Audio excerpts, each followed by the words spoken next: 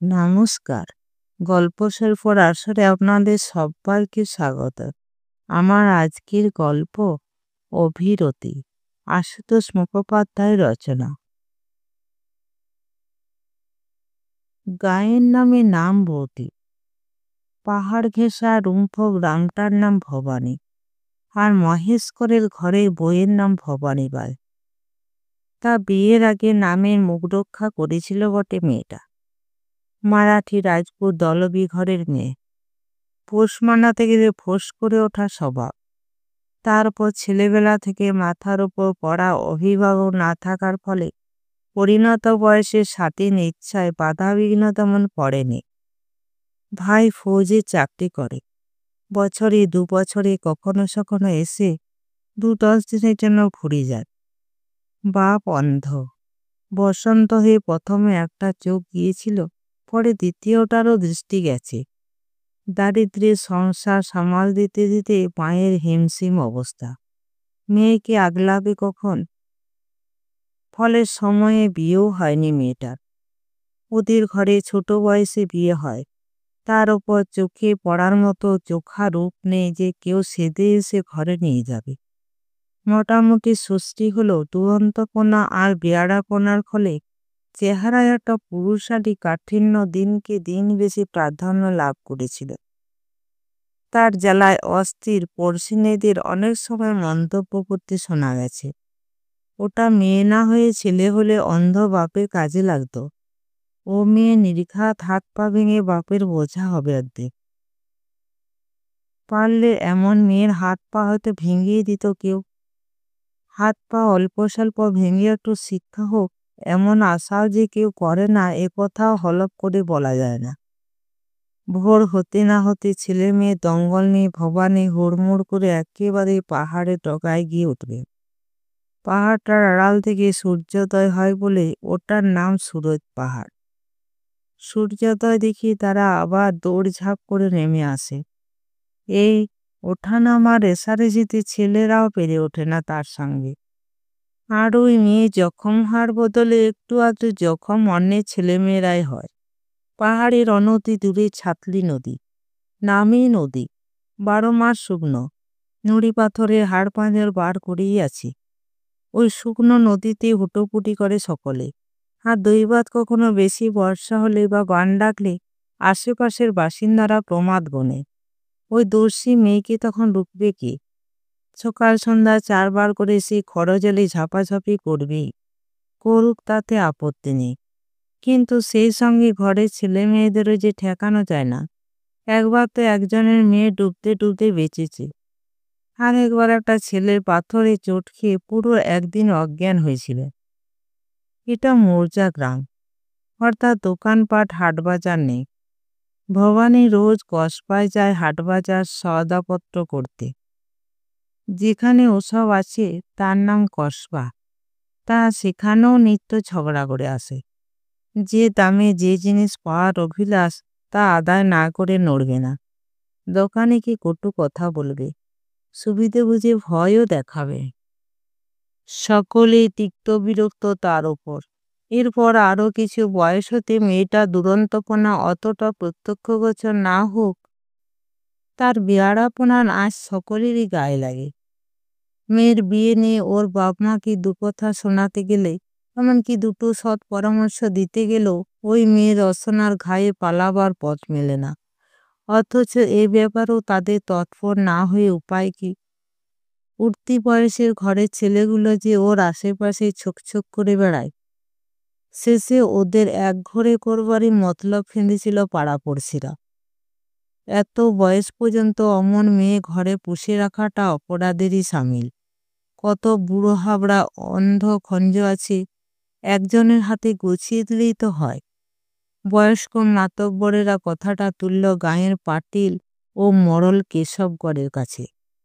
কেশবগড় প্রায় বৃদ্ধ, কিন্তু বেশ সবল পুরুষ, মস্ত যোদ্ধা বংশের সন্তান। তাকেও বীরপুরুষ জ্ঞানী মান্যগণ্য করে সকলে। তাদের বীরবংশের অনেক কথা আজও উপকথা হয়ে আসে। এই গুণে গাঁয়ের পাটিল সে। গ্রামের বিপরীত প্রান্তে থাকে, দূরে থাকলেও সুরজ পাহাড়ের ধারের এক দুর্বিনীত দুরন্ত মেয়ের খবর তার কানে আগেই এসেছিল। এর বিহিত করতে গিয়ে এক তাজ্জব ব্যাপার ঘটল। শুনে গ্রামবাসীরা অন্তত তাজ্জব বনে গেল। পাটিল কেশবগড় নিজে এলো ভবানীর অন্ধ বাপের সঙ্গে দেখা করতে। সে সঙ্গে তার দীপ্ত মেয়েটাকেও দেখল। ডাকতে হয়নি, বাপের বিচার হবে কথাটা কানে আসতে কোমরে হাত দিয়ে নিজের সামনে এসে দাঁড়িয়েছিল। তারপর বৃদ্ধ মোড়লকে আরও 2-1 দিন এসে মেয়ের বাপের সঙ্গে সলা পরামর্শ করতে দেখা গেল।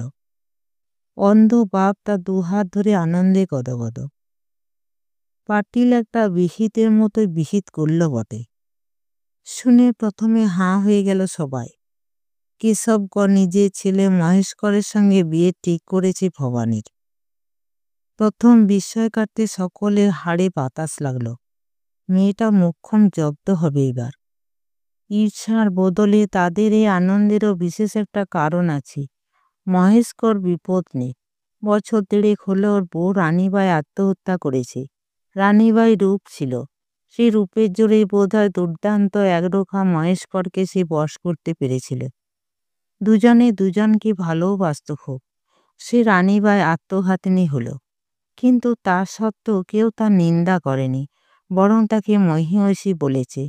আত্মঘাতিনী হবার কারণ ছেলে মানুষই কৌতূহল নিয়ে সে কার্তিক পুজো দেখে ফেলেছিল। সংস্কার সধবা স্ত্রীলোক কার্তিক পুজো দেখলে তার অবশ্যম্ভাবী ফল বৈধ হব। রানীবাই অত শত জানত না, পরে জানল। জেনে নিজের হাতে বৈধ পুজো খণ্ডন করে দিয়ে গেল। মহেশকর ফৌজে চাকরি করে, তখন বিদেশে থাকে। বীরবংশের ছেলে বীরপুরুষই হয়। অল্প সময়ের মধ্যে সে হাবিলদার হয়েছিল। সুযোগ সুবিধে পেলেই এবার বউকে নিয়ে আসবে ভাবছিল।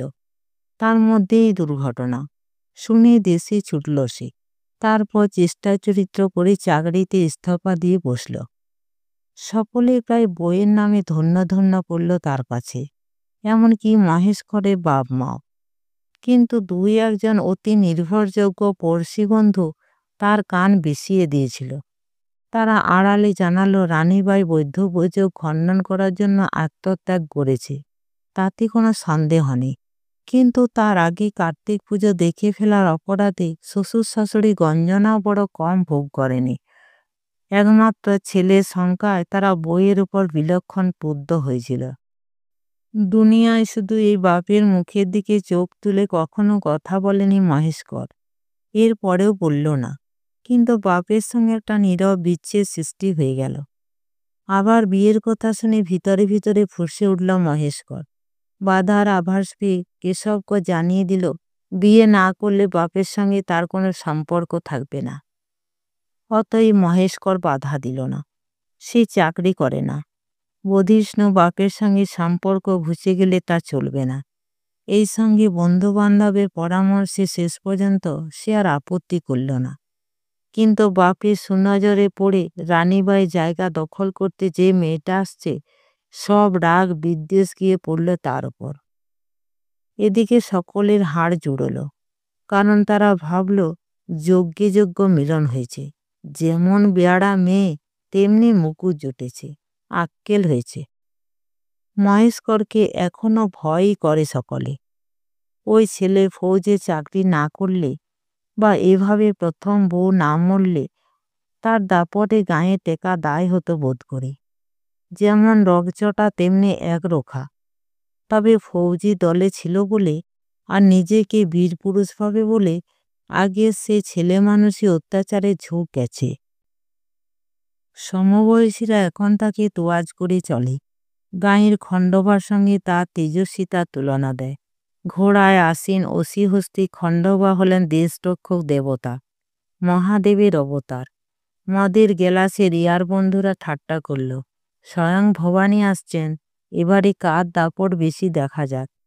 এরও তাৎপর্য আছে। ভবানী হলেন গ্রাম রক্ষয়িত্রী দেবী। প্রতি গ্রামে ভবানী মূর্তি আছে। আশা সফল হলো। বিয়ের মাস না ঘুরতে দেবদেবীর খণ্ডযুদ্ধ বেঁধে গেল। একে তো কার জায়গায় এসে বসেছে নতুন বউ, সেই হিসেব করে চলে না।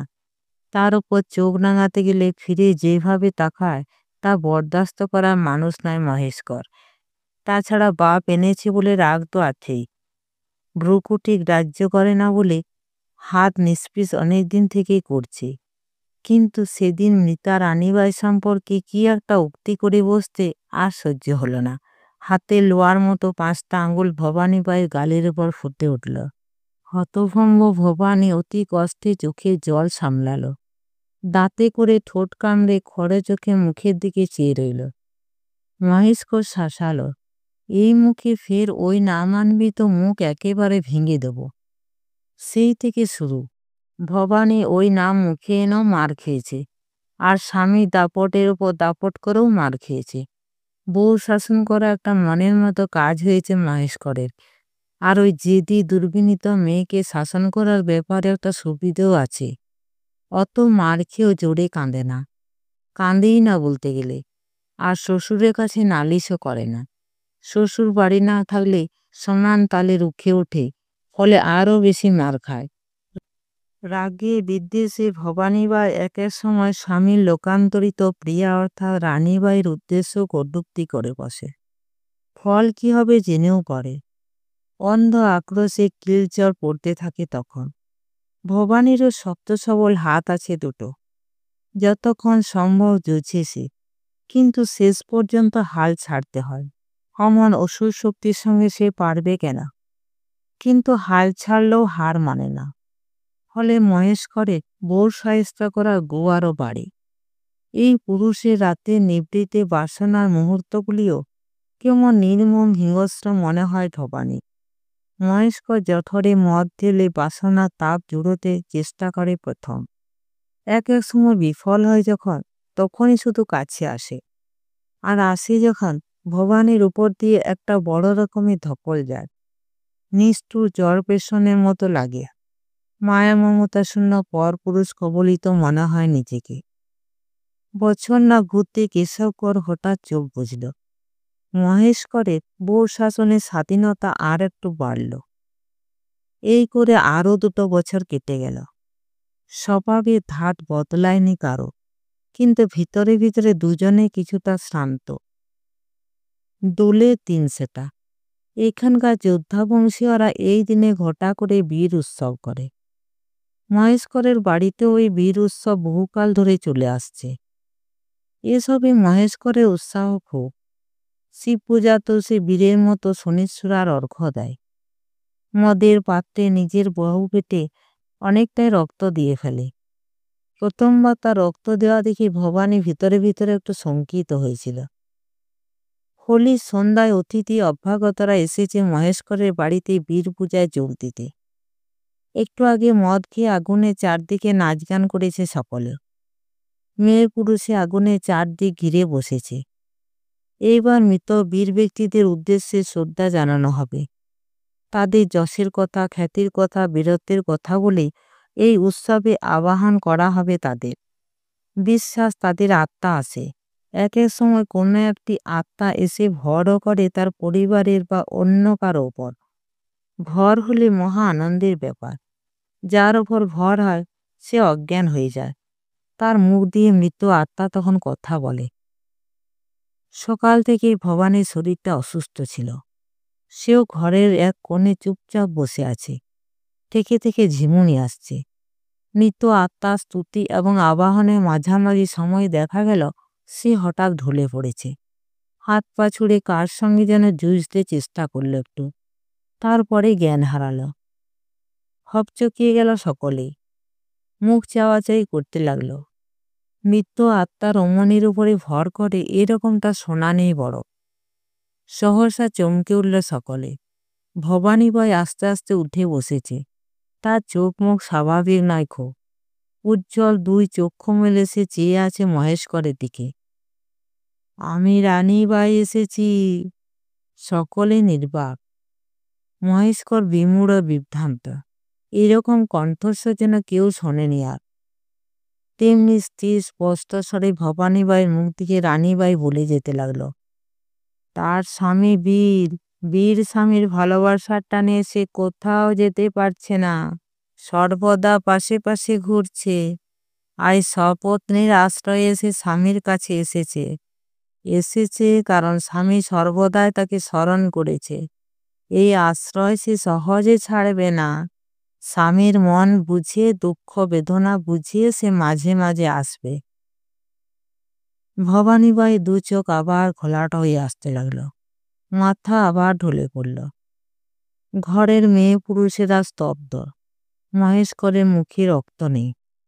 সকলেই যখন চলে গেছে, সেই রাতে স্ত্রী শুশ্রূষায় প্রথম বসেছে মহেশকর। পাখার বাতাস করেছে, গায়ে পিঠে হাত বুলিয়ে দিয়েছে। ভবানীবাই চোখ মুলে তাকালো তার দিকে। মহেশকর মুখের কাছে ঝুঁকে জিজ্ঞাসা করল, কেমন আছিস? ভবানীবাই জবাব দিল না। ক্লান্ত দুই চোখ বুঝে এলো আবার। পরে ৬-৭ মাসে সত্যি বার পাঁচেক রানীবাইয়ের ভর হলো ভবানীবাইয়ের ওপর। এবারে ভর যখন হয়, তখন আর বাইরের লোক কেউ থাকে না, শুধু বাড়ির লোক থাকে। রানীবাই কথা বলে মহেশকরের সঙ্গে। মহেশকর চেয়ে থাকে, সব শোনে, কথা বলে না। দেখতে দেখতে মহেশকরের মধ্যে একটা বড় রকমের পরিবর্তন দেখা গেল। স্ত্রীকে অর্থাৎ ভবানীবাইকে মারধর করা দূরে থাক, তার উপর রাগ পর্যন্ত করে না। ভবানীবাই ইচ্ছে করে দোষ করলেও না। স্ত্রীর দিকে তাকিয়ে হাসে, স্ত্রীকে আদর করতে আসে, ঘর ছেড়ে বাইরে থাকতে চায় না। তার মুখে রুক্ষ কঠিন ছাপটা ক্রমশই মুছে যাচ্ছে। কিন্তু পরিবর্তন কিছু ভবানীবাইয়েরও হয়েছে, বিপরীত পরিবর্তন। কারণে অকারণে তার মেজাজ চড়ে। মহেশকরের হাসি দিলে তার গা জ্বলে। আদর করতে এলে তাকে ঠেলে সরিয়ে দিতে ইচ্ছে করে। সে তো জানে এত আদর সোহাগ ভালোবাসা কার উদ্দেশ্যে। সে তো উপলক্ষ মাত্র। শুধু সে কেন, মহেশকরের এমন পরিবর্তনের কারণ বাইরের লোকেরাও জানে। রানীবাইয়ের ভর হওয়ার পরে সকল বৃত্তান্ত অন্যেরাই ভবানীবাইকে সাগ্রহে শুনিয়ে যায়। ভবানীবাইয়ের ভিতরে ভিতরে শুকনো টান ধরছে একটা। চোখ জ্বলে, মন জ্বলে, বুক জ্বলে। অসহ্য লাগে এক এক সময়। আশ্বিনে দশেরার দিন এলো। এই দিনে দেবাভাগে পুরুষেরা ঘোড়া পূজা, অস্ত্র পূজা, শাস্ত্রগ্রন্থ পূজা করে। মহেশকরের এসব অনুষ্ঠানেও ত্রুটি নেই। সন্ধ্যায় স্ত্রীরা কপালে নতুন সিঁদুর দিয়ে মাথায় আতপ চালের ডালা রেখে স্বামীকে আরতি করে। তারপর তাকে আদর করে বসিয়ে নারকেল বাতাসা খেতে দেয়। স্বামীর উপর টাকা দেয় স্ত্রীকে। সন্ধ্যায় মহেশকর ঘরে বসে আছে। কিছুর যেন প্রতীক্ষা করছে সে। অদূরে মেঝেতে ভবানীবাই বসে, রুক্ষ কঠিন মূর্তি। লোকটা বসে আছে বলেই তার রাগ। স্ত্রীর ভাবগতি সুবিধে না ঠাইলেও মহেশকর আস্তে আস্তে জিজ্ঞাসা করল, আমাকে বরণ করবি না? আরতি করবি না? জবাবে ভবানীবাই শুধু দুই চোখে আগুন ছড়ালো এক পশলা। মহেশকর আবার বলল, এত ভালোবাসিস তুই আমাকে, আরতি করবি না? কর না, আমি রূপোর টাকা রেখেছি তোর জন্যে। ভবানীবাই ঘোরালো চোখে তাকালো তার দিকে। বুকের আগুন মাথায় উঠেছে। তীক্ষ্ণ কণ্ঠে বলে উঠল, আমি তোমাকে একটুও ভালোবাসি না, তোমাকে ভালোবাসে রানীবাই। বলতে বলতে হঠাৎ আরো ক্ষিপ্ত হয়ে উঠল সে। একেবারে কাণ্ডজ্ঞান খুইয়ে বসল। দিশাহারা ক্রোধে এতদিনের সব জ্বালা যেন উদ্গীরণ করতে লাগলো। মহেশকরের হাসি মুখ ঝলসে দিয়ে বলতে লাগলো, আমি তোমাকে একটুও ভালোবাসি না, তুমি আকাট বোকা। তাই ভাবো রানীবাই আসে তোমার কাছে। তোমার কাছে কেউ আসে না। আমার ওপর কেউ কোনোদিন ভর করেনি, কেউ ভর করে না। সব আমি ইচ্ছে করে করি। তোমার মতো বোকাকে ভোলাবার জন্যে আমি সব করি, বুঝলে? আমি তোমাকে একটুও ভালোবাসি না, আমি তোমাকে ঘৃণা করি, ঘৃণা করি। আত্মঘাতী স্পর্ধা করে ভবানীবাই চেয়ে রইল তার দিকে। এইবার কি স্ত্রী হত্যা ঘটে যাবে একটা? কিন্তু পরমুহূর্তে ভবানীবাই হতভম্ব। ওই মুখে বিস্ময় বিরাট ক্রোধে চিহ্নমাত্র নেই। মুখের দিকে চেয়ে মহেশকর হাসছে, অনুরাগের ভরপুর হাসি। বলল, আমি জানি আমার কাছে কেউ কখনো আসেনি, আসে না। এই করে শুধু তুইই আসিস। আমাকে যদি ভালোই না বাসবি তাহলে নিজেকে খুইয়ে রানীবাই হয়েও আমাকে পেতে চাস কেন তুই? রাগ গেছে, ঘৃণা গেছে। ওই হাসি মুখের দিকে ভবানীবাই ফ্যাল করে চেয়ে আছে শুধু। দেখছে, চোখের কোণ দুটো ঝাপসা হয়ে আসছে। সর্বাঙ্গে কি এক অজ্ঞাত শিহরণ অনুভব করছে। হঠাৎ ধড়মড় করে উঠে ঘর ছেড়ে ভাঁড়ারের দিকে ছুটল সে। বরণডালা সাজাতে হবে। আজ ভবানীবাই স্বামীর আরতি করবে। নমস্কার। গল্পটি শুনে ভালো লাগলে চ্যানেলটিকে লাইক, শেয়ার এবং সাবস্ক্রাইব করতে ভুলবেন না। আর আপনার মূল্যবান মতামত অবশ্যই লিখে জানাবেন। আপনাদের সহযোগিতা এবং ভালোবাসা আমার খুবই প্রয়োজন।